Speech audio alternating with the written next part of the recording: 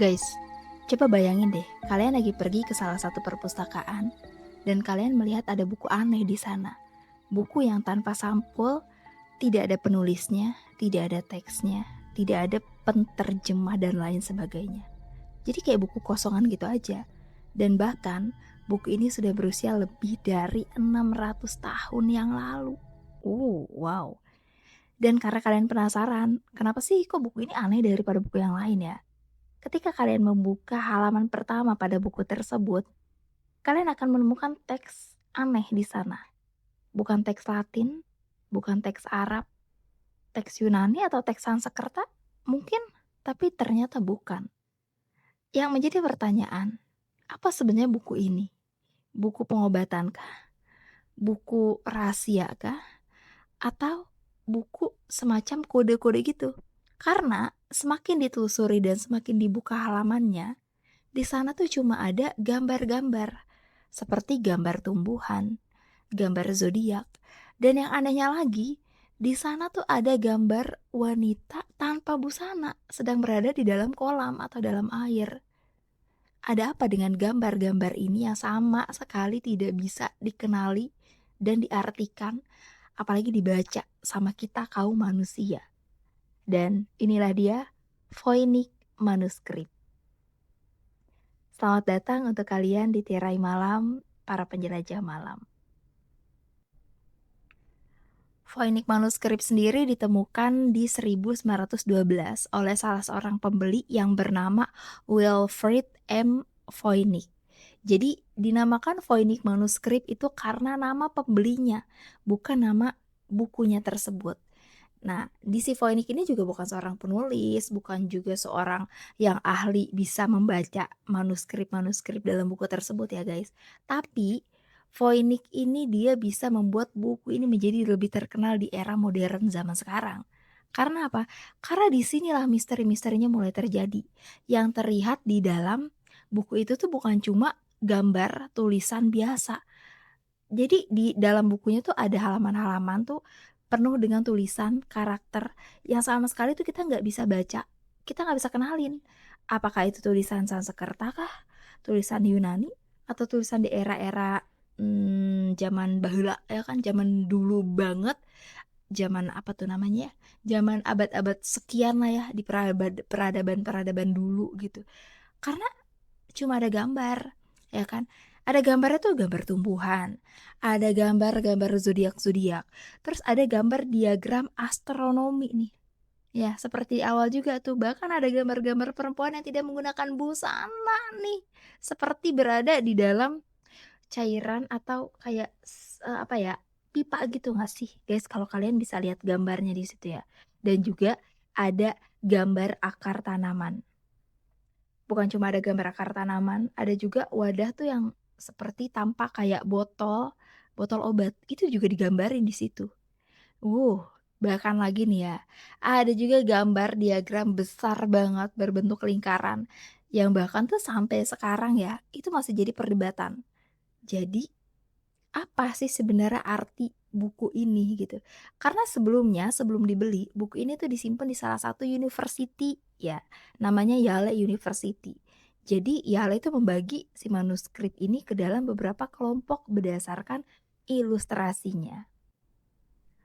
Salah satu ilustrasinya itu ada kayak astronomi astrologi ya kan, terus ada balneologi juga, ada adegan mandinya juga, kosmologi, farmasi, dan bagian teks yang ibarat katanya itu adalah resep kali ya, tapi kita nggak bisa baca, kita nggak bisa kenalin, kita nggak bisa ngertiin apa itu teksnya gitu. Jadi kalau misalkan ngomongin tentang buku, ini tuh bukan cuma sekedar tulisan acak-acakan. Nah, kenapa nih gambar ini tuh seperti mempunyai teks. Jadi setiap gambar dalam buku itu tuh kayak ada teks dan maknanya. Kalau misalkan ini adalah buku ilmiah, buku medis, buku pengobatan, kenapa kita nih tidak bisa mencari tahu, mengidentifikasi, dan mengartikan isi dari buku tersebut? Atau ini adalah sebuah buku yang berisikan kode-kode petunjuk. Dan ini sih yang paling menariknya, ketika gue melihat pertama kali gambar tersebut, ya mungkin kalian juga pertama kali melihat, voynich manuskrip ini juga pasti kalian akan berpikir, "Apa sih ini orang gabut banget ya kan, nulis dengan tulisan yang kita nggak bisa ngerti, terus gambar-gambar yang nggak tahu apa maknanya," gitu. Jadi kayak nganggepnya, "Alah udahlah ini mah cuma buku biasa, buku ngawur gitu aja." Tapi masalahnya bukan itu guys, masalahnya itu tulisannya itu rapi dan teratur banget. Bahkan kalau kalian bisa lihat di situ ya, di zoom gitu pakai kaca pembesar, itu karakternya tuh kayak berulang-ulang, bahkan ada polanya di situ. Ada kelompok simbol-simbol yang muncul tuh secara berkali-kali. Hmm, bahkan ada kata-kata ya, yang terlihat tuh seperti, memiliki strukturnya sendiri. Jadi kayak bener-bener rapi aja tuh tulisannya, ya kan? Pokoknya nggak berantakan, nggak seberantakan yang gue pikirin tulisan gitu. Rapi, berpola, terstruktur gitu. Bahkan ya, tulisan itu tuh tidak terlihat seperti orang lagi mencoret-coret halaman. Beda ya, beda kalau misalkan kita lagi nyoret-nyoret itu kan bener-bener coret-coretan, acak-acakan. Tapi ini bukan. Ini bener-bener kayak buku yang ada apa nih di dalam buku ini gitu. Kalau misalkan seseorang mengalami atau mengisi halaman itu tuh ya, bener-bener dia tuh nulisnya tuh konsisten banget, rapi serapi-rapinya, teratur, tersusun, bahkan mungkin memiliki pola yang terus-terusan berulang-ulang kali. Bener-bener kayak rapi banget, bukan kayak tulisan kita yang kayak ceker-ceker ayam gitu, bukan ya, bener-bener rapi dan tersusun.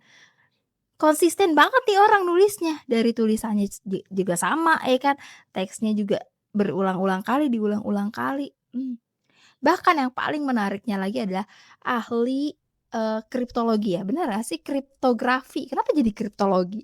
Ahli kriptografi juga nih sempet mengecek nih, ini tuh apa sih sebenarnya? Dia seorang ahli pakar tulisan dan gambar aja tuh udah ngecek, tapi sama sekali nihil, zonk. Ahli-ahli tersebut tidak bisa menemukan apa arti dan makna di balik buku tersebut. Dan ngomongin buku itu, disebut buku pengetahuan bukan, disebut buku pengobatan juga bukan. Apakah itu disebut dengan buku kode? Tapi ada apa? Kode yang seperti apa ya kan? Kenapa nih? Kok bisa bikin buku kode kayak gini? Kuncinya tuh di mana? Biasa kan kalau ada kode tuh ada kunci ya kan? Ini kita nyari kuncinya tuh gimana? Dan kenapa nih? Ini tuh dibikin dengan sedemikian ruwet dan kompleks banget sampai kita juga nggak bisa memahami ini apa? Atau mungkin kalian bisa memahami membaca buku-buku ini kali ya kalau kalian lihat gitu. Dan teori yang lebih menariknya mengenai buku ini guys, wah gimana sih, buku ini tuh memiliki pengetahuan, memiliki kode yang kita nggak bisa ngerti, kita nggak bisa baca. Karena ada yang mengatakan ini adalah kitab rahasia atau juga buku ilmu terlarang.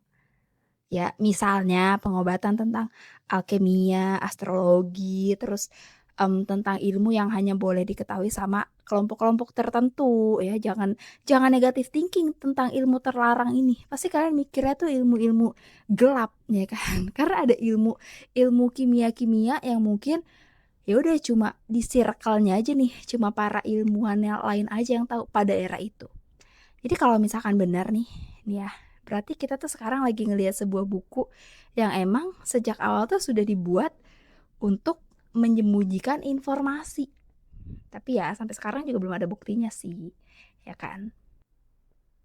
Mengenai teori konspirasi lainnya tentang buku ini, ada juga yang mengatakan bahwa buku ini tuh terhubung dengan beberapa, orang ya, ada Zondi, terus juga ada Roger Bacon. Kenapa tuh teori konspirasinya tuh selalu menyebutkan itu, karena bisa dikatakan, Roger Bacon ini kan seorang filsuf ya dan ilmuwan pada abad pertengahan. Jadi bisa dikatakan bahwa Roger ini juga mengerti tentang si buku itu. Sementara kalau Zondi, ini dia seorang matematikawan dan tokoh esoterik Inggris yang pernah berada di lingkungan Eropa tempat manuskrip ini muncul. Tapi balik lagi itu ternyata masih hoax atau mungkin memang beritanya benar tapi tidak berani untuk dipublikasikan. Tapi apapun itu, bagaimana perasaan kalian ketika kalian menemukan buku itu dan ketika kalian mencoba untuk mengartikan, mencari makna dari buku tersebut? Jangan lupa di subscribe, follow-nya Tirai Malam.